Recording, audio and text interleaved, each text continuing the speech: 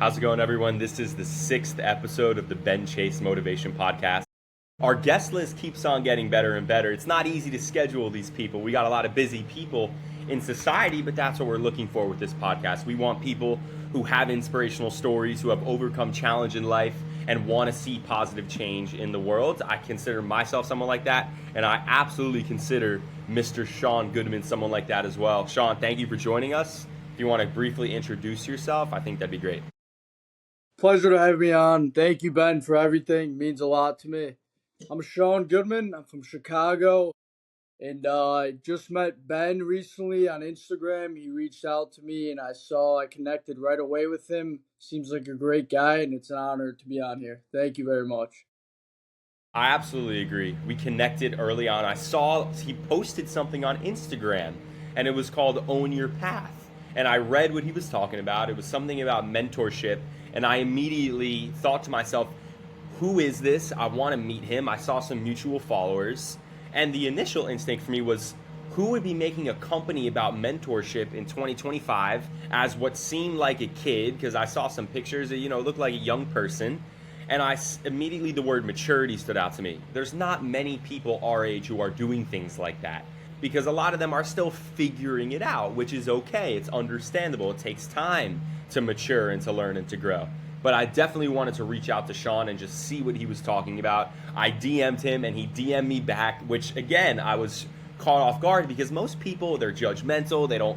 They might not DM someone back all the time, but Sean did, and I immediately picked up respect. We spoke over the phone. We developed a great relationship, and I think it's great. And we're going to get into exactly what Own Your Path is later on in the podcast. But I want to almost timeline it out for the viewers. You started this company about mentorship, and of course, the question is why? Why would you start something like that? And my question for you is, to the best of your ability, could you explain, I guess I'll just turn it over to you. Give me a couple sentence Shark Tank pitch on what exactly Own Your Path is and that Instagram account. Absolutely. Great question. Own Your Path is a mentorship program for everyone. It can be someone who is looking for. I'm going to give you a short, brief notice on this. My dad's best friends all have mentored me through their whole life, and I've seen it from my perspective, how much it means to me and how much they've guided me. So I'm trying to turn this around while they turn my life around. By doing this, it can be anything. You want to be a fitness coach, you want to be a stock trader, you need help just guiding your own path to success, whatever success means for you. I have someone in place for you who's been in your shoes during that moment to take you around along that ride. And it just means a lot to me because it's a win-win situation. Helping others is something I'm always passionate about, and this is just a golden idea that came to my head, and I'm excited for the launch to bring the best out of people. So anything that someone is dealing with in life, I like those examples that you gave. If they're looking for some sort of mentorship, and some people might not even know that they're looking for a mentor, but you'll have a platform out there that can offer them support. Listen, I think the potential's there. Again, this is your vision, your business, and we've already spoken. I would love to be one of your mentors at some point down the road when we feel it's right. We'll figure out what sort of topic would maybe work for me. And I think that's great. And I want to keep talking about it in the future. We'll get in. I always end the podcast with the same question. But I want to ask you, I want to take it back in time a little bit. Your story.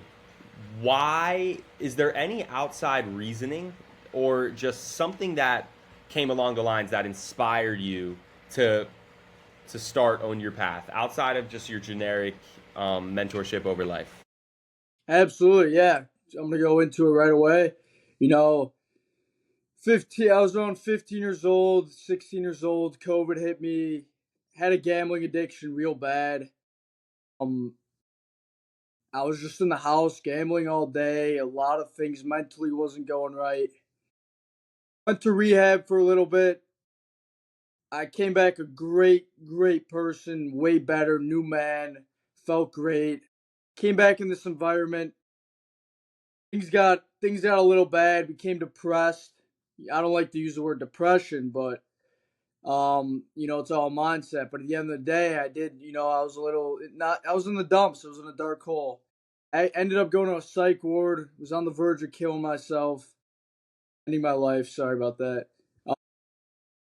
And then, something clicked in my head where I'm like, I got one choice, I can't let anyone else down and I got to do this for everyone else and myself. And at the end of the day, I was selfless and I tried to turn my life around. And now I'm here today and I'm grateful to be here and in this position to, start the new journey of mine, new chapter. So that's where I'm at right now with this. Well, I extremely applaud you for being open and vulnerable and telling your story and sharing what you've been through. And seriously, I want to congratulate you for getting through those tough times. And tough times, listen, what you went through, of course, is your unique story. It started young. Some external factors with COVID changed the world. No one's ever seen something like that before. Our parents have never seen something like that before. So you can't even necessarily rely on anyone to be able to know what support a kid in our generation might need because it's so new. But again, like I can't express enough how it takes. Listen, a normal man fails, but a real man can own his failure, and you've clearly been able to do that by owning your path. And I think that is incredible. I think it's remarkable, and it puts you in a category that gives you this now, like you said, opportunity to prove everyone wrong, to make a name for yourself. Sure, you've been on low points, but so what? Everyone who's made it has had their back up against the wall. I always like to talk about Jeff Bezos. He was in debt. Jeff Bezos was in debt in 1999 when he had Amazon.com and he was selling books. And if that doesn't, I mean, we could go number by number. Mr. Beast, who I'm a big Mr. Beast fan, his mom kicked him out of the house and because he was filming too much content. And now Mr. Beast, 1 in every 20 people are subscribed to Mr. Beast. Unbelievable. And it's only going up, this guy. He's going to be posting content. He's going to have billions I mean, it's unprecedented, a lifetime worth of dedication. So what I always tell myself, and I'm sure you have as well, if they can get through it, David Goggins was obese, was like 320 pounds, and he lost all that weight in a couple months. Like remarkable, extraordinary. So, and again, for Ben Chase Motivation, I went through a crazy experience. I ran into a lot of failure in life as well. So that puts us in the same category. But that also puts us in that category with everyone else who's successful, in the fact that no matter what your story is, they failed. But like I said, there's those who complain for the rest of their lives about their failures, and there's those who overcome their failures. And you have made it clear that you are on that path. I know I have made it clear to myself that I'm on that path of redefining myself, proving the haters wrong, and overcoming failure. So again, this is one of the reasons why Sean and I connected. And unfortunately, I'm not ready to share my story yet about my failure and what I went through. But that's how Sean and I connected. And he offered me that support. I offered him that support. And it's what social media is meant to do. So we talk about failure. If you had to, someone, let's say you were a mentor at some point, and someone came to you, let's say they had a gambling addiction, and they were struggling. What's the first thing you would tell them? The thing I always say is short-term pleasure, long-term effect with everything. That's if you're not doing something in moderation these days, it ain't gonna end good. I'm gonna be completely straight up with you. I've learned. I'm only 19 years old. I'm lucky I discovered all these issues now. Before I'm 30 and I have to hold disasters in my hands. But I'm grateful for all my failures. I am. I tell everyone I'm grateful for the lessons I learned at this young age. I got a long life ahead of me, and it's just getting started. So all the things that I've done wrong, I'm taking into consideration now and learning from my mistakes. It's a blessing. I would say it's an absolute blessing that these things happen to me early. So you say short-term pain for long-term gain. What was that phrase you used? Short-term pleasure, long-term effect. You want Sure. something to please you short term, you're gonna get the long term effect. You're gonna get screwed in the long run. Absolutely. And I love how you mentioned that because during my recovery, when I was going through my shit in life, I had a life coach who changed my life. And one of his lessons was about short-term pain, long-term gain. Same thing that you're talking about. And I want to give some examples to my viewers out there. When you are not feeling great, so you have a stressful day, let's say, and you then drink a glass of alcohol, and that makes you feel better. That is a short-term gain because you are feeling better, but you had a glass of alcohol. And kind of how the world works sometimes is the next time that you feel upset or you feel stressed, you have another glass of alcohol. And that makes you feel great in the moments, but the long term payoff, you guys get where it could be addictive and it could be negative towards your overall health. So what Sean is saying, and it's a fact. We're just reiterating psychological studies from professionals out there. So I think the point that we're trying to make, part of the way that we were able to recover from our failures, I know I can speak for myself, it wasn't turning to drugs and alcohol in those lower points. It was turning to things like exercise, things like starting companies, something that is gonna in the short term actually be a pain because you have to push yourself outside of your comfort zone. But in the long term, you're going to be in good physical health. You're going to be setting yourself up for a successful future, putting yourself in a position to make great connections. That is that short, long-term gain. And what I like to tell myself, and I want to hear what you have to say about this, when I make a decision, I try to think, will Ben Chase Motivation, when he's 29 years old, I'm 19 right now, will 29-year-old Ben Chase Motivation thank me or hate me for the decision that I just made? And some people would argue that you're living a depressed life by looking too far into the future. However, I strongly disagree because I found happiness in making good decisions. So, since you've been home, and I want to talk about college next as well, can you give any examples about a situation where you might have gone to your old ways, but instead you wanted to prioritize your future? Yeah, for sure. Yeah, I can definitely think of one. Give me a second here. As simple as going to the gym, as simple as spending time with family, anything like that. Yeah, I've just been creating good habits, and if I go back to my old ways, I can fall off the reel real quickly, and that's a disaster for me. Now that these kids are home from college, it's not easy to prioritize things. These are good kids, and I love them. They're great kids, but they indulge in a lot of nonsense, and it's hard for me to prioritize and keep on track. But when I look back during those times where I'm like, am I gonna do this? I have the biggest addictive personality from the jump start. That's how my dad is. That's how I am. It sucks, but we gotta live with it. So am I gonna indulge in these drug activities, these alcohol nonstop, all this nonsense? Or am I gonna prioritize working out, having a routine every day, and staying focused with a good mindset? In these healthy, positive traits in structure I've built for myself is keeping me where I am today. So I'm just grateful for all the lessons I've learned. You make it sound so simple when you break it down for working out, exercise, positive mindsets, and then on the other end of the spectrum, you have degeneracy. And it sounds so simple, but to so many people, it's not. And I lived it as well because I was in Gainesville for a little while, and I saw what goes on with college kids, and it's a real topic. And there are people who can handle it, like you said. Sorry about that. No worries, I can edit. So we'll jump back in. We're about to transition into college, and I want to talk Okay. about degeneracy a bit. So you have people on the different ends of the spectrum. You have people, like you said, who have positive lifestyle traits. They're working out, they have good hobbies. And you make it sound so simple when the other end of the spectrum is pure and utter degeneracy. However, to so many college kids, it isn't that simple because of pressure, because of societal pressure. If you can go to college and live in moderation and go out and have good times with friends and have maybe one or two drinks depending on your age and have a good night and meet people, and you're not putting yourself in vulnerable positions where you're not remembering what went on the last night, then that makes sense. But if you're going out and you're getting to the point where you're making bad decisions for yourself night after night, then that's where you could see some problems occurring. So I want to get back to own your path. You guys are your clients, I would guess, are going to be a lot of college students who are actively in college trying to find that balance. What are you going to Sure. say to someone who says, I want to go out and have a good time with friends, or I can control myself?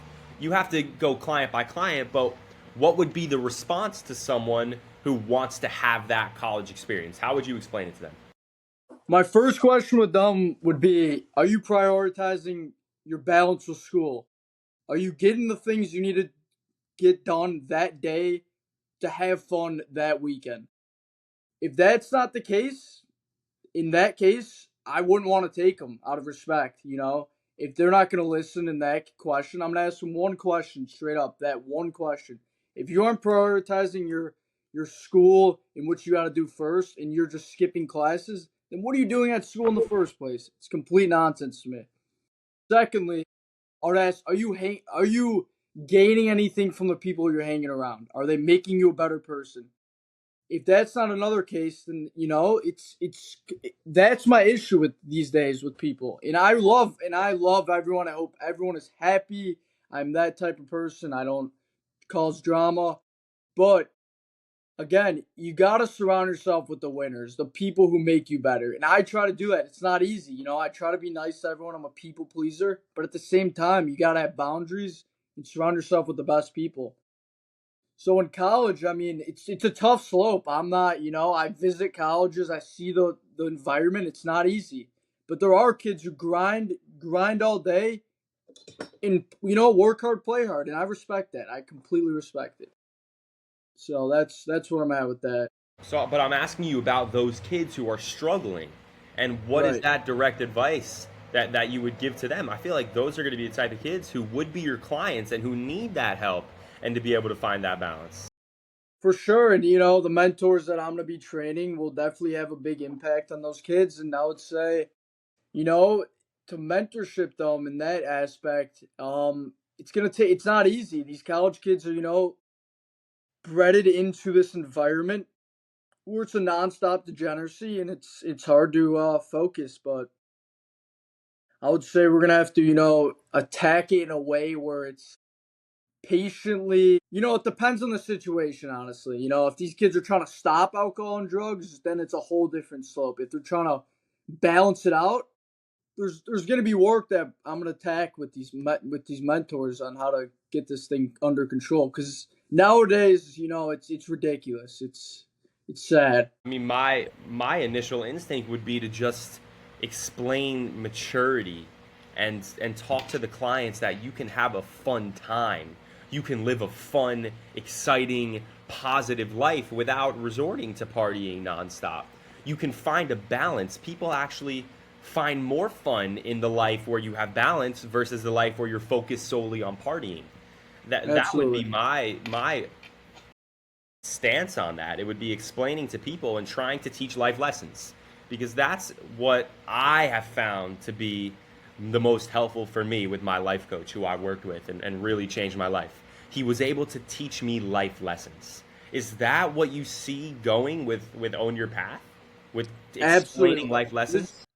Yeah, for sure. Resorting back to short pleasure, all that short pain and long gain and all that long term effect. It all corresponds together. If these kids want to spend their life at college doing all this nonsense, it's what they're gonna get out of it. If they spend their time grinding and actually working hard, then they're going to be ahead of the game in a couple years. And that's what I'm doing right now. I didn't go to school. I think school is not for me personally. I respect people who do their own path by going to school.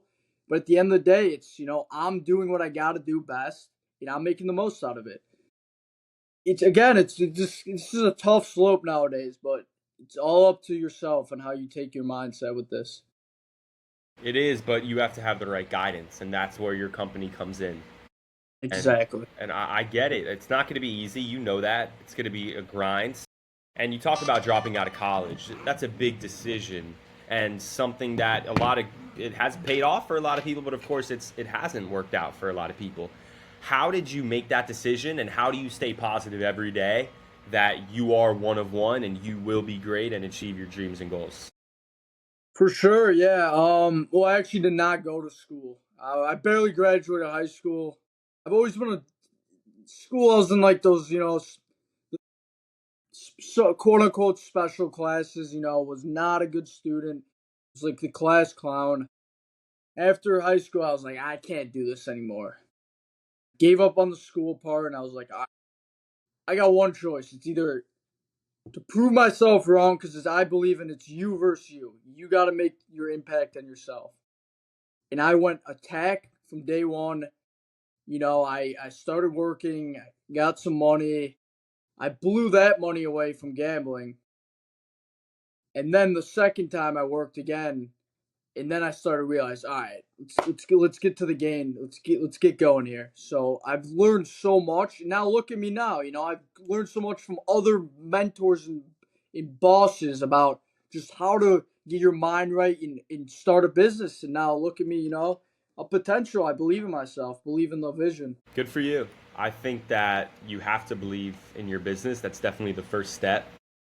And there's a long journey ahead, and you know that.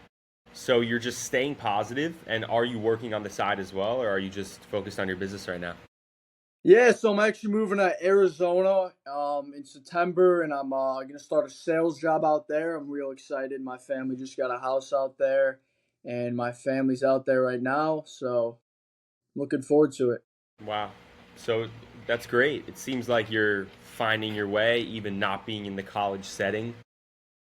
I have two more questions for you, and I always end on the same question, and I'm trying to make this a bigger thing and try to, it is the purpose of helping people. The first question is, I want to really ask you, what is your mindset of not allowing competition from others? When you look around, you see your friends who are in college, maybe you see people building companies. How do you not allow that to do? Because when I look on YouTube and I see people with 10 million subscribers, I feel that a little bit in my core, like I'm not there yet and I want to be there. How do you, just in your own way, how do you not allow competition or distraction to throw you off? It's a great question, honestly. I back then I was the biggest. I care what people think and everything. Now I realize like that's just only gonna mess with your head. Who cares? You're in this world for yourself. It's you look in the mirror every day. It's you versus you.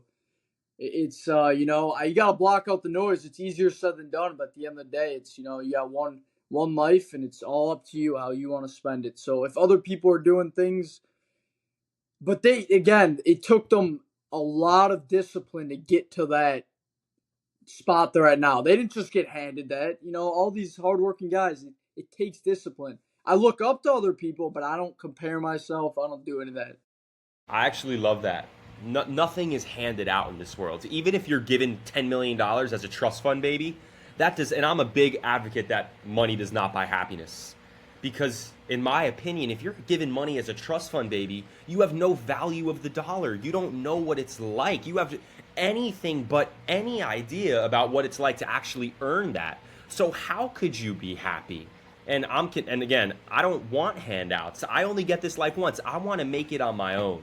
And I'm sure that you feel the same way. And I hope the viewers out there feel the same way, that we only get this life once. So why not make it on your own, so you know what it feels like, and do something that matters to you as well. Lastly, what I'm trying to make a bit of a trademark for my brand. If Sean Goodman is 19 years old right now, take me through a day in the dream reality of 29-year-old Sean Goodman, morning, afternoon, evening.